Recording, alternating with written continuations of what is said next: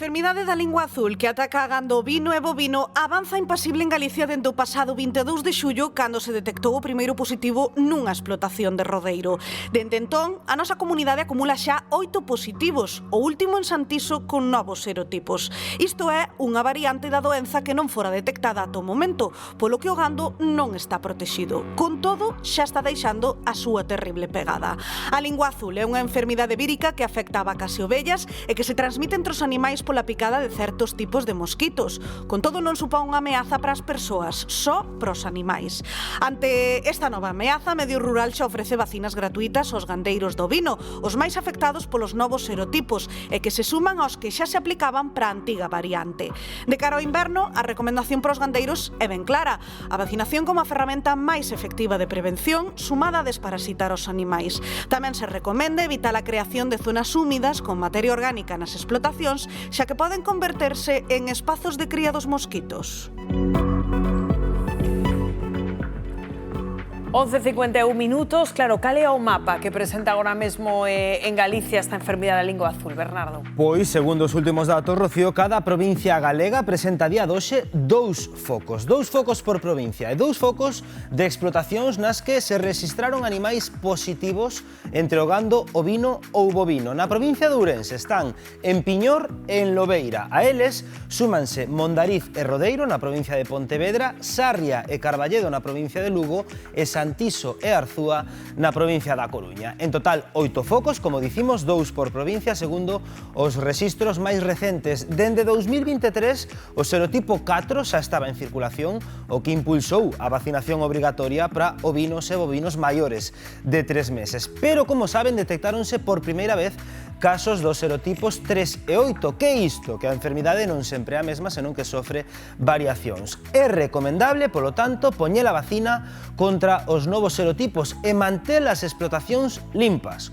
evitando charcas ou zonas de auga parada onde poidan criar estes mosquitos. E ante calquera síntoma de que algo non vai ben, febre, caída de leite, problemas respiratorios, mellor avisar as autoridades para que fagan as comprobacións correspondentes. Non se transmite directamente de animal a animal, senón que o vector son mosquitos do xénero Culicoides, así que non é algo que teña que ver con contagio directo, pero os mosquitos son clave. Hai que lembrar unha vez máis, porque isto é moi importante, que non supón ningún risco para as persoas nin pro consumo de leite ou carne. Rocío Padín, compañeira, aí en Tomiño, que medidas están a adoptar? Cal é a situación agora mesmo? Pois a situación aquí en Tomiño, Bernardo, é preocupante, por eso nos quixemos falar co seu propietario, con Hugo. Moi bo día, como estás? Aquí estamos, aterrados. Aterrados por un avance dunha enfermidade que vos trae de cabeza. Sí, a verdade é que é moi preocupante isto, porque se non se controla, isto non para de avanzar, hai que ter moito cuidado. Precisamente ti sufriches a lingua azul o mes pasado na túa explotación. Sí, máis dun mes estuvemos con un brote de lingua azul. Cantos animais foron afectados? Foron afectados 10 que morreron, pero moitas se malpariron, outros non quedaron preñadas, o sea, afecta moitas cousas, non só a morte. Claro, cales foron os síntomas que ti detectaches en ese gromo? O primeiro síntoma que detectei foi moquillo, logo algúns abortos, tamén coxeiras e tal, e foi cando se mandou facer a prueba. E aí xa foron cando deron positivo. De feito, ti xa vacinastes a túa cabana gandeira, pero estás xa preparado para volver a vacinar dos novos serotipos. Sí, porque da vacina que se había posto, ese serotipo este ano non circulou, é dicir, circularon dos novos. Entonces ahora vamos a revacinar do serotipo que poñemos sempre e os dous novos. Para así ter un pouco pois controlados todo o teu gando. Que pode supoñer que chegue esta enfermidade á teua gandeiría? Pois desde perder un porcentaxe pequeno, como me pasou a min, e moitos abortos, a perdelo totalidade. Hai xente que perde a totalidade do rebaño. Claro, unha situación moi preocupante porque non afecta aos humanos, pero é a carne. A carne nada, a carne o único que vai afectar vai ser no precio, porque entre as que mal pariron, os corderos que morreron e que xa había poucos animales, chegar ao Nadal vai aumentar o precio. Recordamos que está co mesmo precio do Nadal pasado, non baixou, polo cual non vai haber cordero para todos. Claro, é o que dis ti, chegamos a unha época complicada, como prevés que vai a chegar a campaña do Nadal? moi complicada. Xa non só no precio, senón que aínda que paguen o que paguen, non vai haber cordero para todo o mundo. O que encargue pronto vai ter cordero e o que non vai ter cordero. Pois moitísimas grazas, Hugo, por atendernos. Xa ben, compañeiros, unha situación preocupante a que están a vivir agora as gandeirías galegas ante o avance da lingua azul. Grazas, Rocío. Bueno, pois esa é a preocupación, claro, que transmiten as gandeirías, non, ante, bueno, pois o avance desta enfermidade. Patricia, creo que temos última hora, non, sobre este asunto. Sí, están a indicar dende a Consellería de Medio Rural, e pareceme importante poñelo sobre a mesa, que como estaba comentando este señor, hai unha vacina para cada serotipo, pero tamén está aparecendo unha vacina que cubre a varios serotipos, co cal sería moito máis efectivo para o problema, non? Porque é difícil saber que serotipo está entrando nunha explotación determinada. Si podemos vacinar dunha forma, dun espectro máis amplio, que o que estaría favorecendo esta nova vacina da que está falando o medio rural, todo iría moito máis rápido e sería máis efectivo, non? Daí a importancia da vacinación e, sobre todo, de que estes gandeiros se informen antes de que o mosquito entre nas explotacións, porque a vacinación é importante os tempos nos que se administra, non? Entón, bueno, esperemos que con esta novidade de que existe unha vacina pois de máis amplio espectro, se lle poida poñer freo á enfermidade dunha forma máis efectiva. Claro, porque digamos que estaba pois prácticamente controlada, non,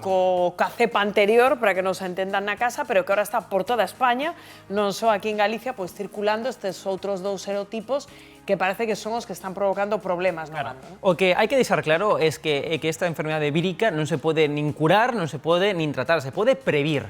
E para esa prevención é fundamental a vacina. A vacina non é obrigatoria, comezou sendo obrigatoria no seu momento por indicación de Europa, logo foi variando, en estes momentos non é obrigatoria, pero sí que é gratuita. A Consellería de Medio Rural puxo a disposición dosis gratuitas de vacunación para a vacunación do serotipo 4. Que ocorre que nestes momentos está aparecendo eses novos serotipos que efectivamente agora xa están, en fin, dispoñendo tamén desa vacuna para os novos serotipos 3 e 8 que están aparecendo. Pero, insisto, o máis importante é a vacinación. E a vacinación no seu momento adecuado, non durante en plena oleada de lingua azul. Hai que vacunar de forma no seu momento adecuado, de forma correcta, para que, polo tanto, se poda previr esa enfermidade que está causando xa estragos a nivel económico en tantas explotacións. Esa é a realidade. Unha enfermidade máis que xa é unha bella conocida, aquí en Galicia levase monitorizando dende fai xa 20 anos, que aparece sempre, bueno, pois estas enfermidades estacionais. Adrián, que hai que controlar, non? Efectivamente, eu creo que o foco hai que poñelo onde acaba de dicir Hugo, non? Na prevención, e pareceme importantísima a última nova que nos acaba de dar Patricia, de que existe unha vacina que agrupa diferentes serotipos, non? Porque se ben había unha vacina que estaba destinada ao serotipo 4, pero, sen embargo, agora estamos, pois eso, co serotipo 3, co 8, e, bueno, unha nova vacina que abarque todos estes serotipos, pois é importantísimo de cara a evitar pois que isto se siga propagando, non? Entonces, o tema da prevención, de facer a vacinación no seu momento, de ter as explotacións limpas e acordes ao seu uso, pois... E, ademais, eu creo que eles, Carla, son os primeiros conscientes. Outro día nos contaban aquí que, en fin, unha das consecuencias económicas para os consumidores podía ser, por exemplo, o tema do cordeiro cando chegara o Nadal, se ahora tiñan que sacrificar ovellas, é dicir, eles saben que teñen que facer, non? Dende logo que sí saben perfectamente cales son os riscos e onde se están manexando. A ver, tamén é importante preguntarse ou intentar responder a pregunta de por que antes era obrigatorio e por que agora non é obrigatorio e é voluntario. Eso ten unha estrategia. Esta é unha estrategia do Ministerio de Agricultura e das comunidades autónomas que están afectadas, que cambiaron a súa estrategia de ser obrigatorio a ser voluntario, tamén para protexer os intereses económicos dos propios gandeiros. Quero decir que unha obrigatoriedade pon en risco de algún xeito a competitividade de todos os gandeiros, porque supón poñer en marcha un procedimento a nivel estatal moitísimo máis grande, moitísimo máis complicado, con unha xestión moito máis difícil.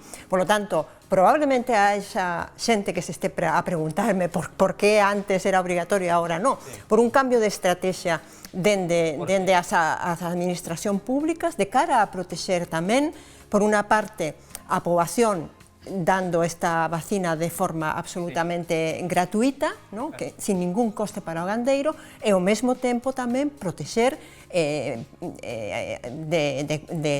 das dificultades que pode supor a comercialización. Isto é importante sinalar que é unha enfermidade que afecta ao conxunto de España, salvo 3 comunidades autónomas que se salvan o conxunto... E a nivel internacional. E a nivel internacional, España, pero xa falando en territorio nacional, afecta ao conxunto de España, pero claro, a resposta que cada comunidade autónoma pode dar é a súa propia competencia. Aquí a Xunta de Galicia decidiu dar esa vacinación gratuita, pero non é a mesma resposta que están a dar, ou as mesmas facilidades, por así decirlo, que están a dar outras comunidades autónomas, co cal, efectivamente, en fin, cada competencia vai variando entre cada comunidade autónoma.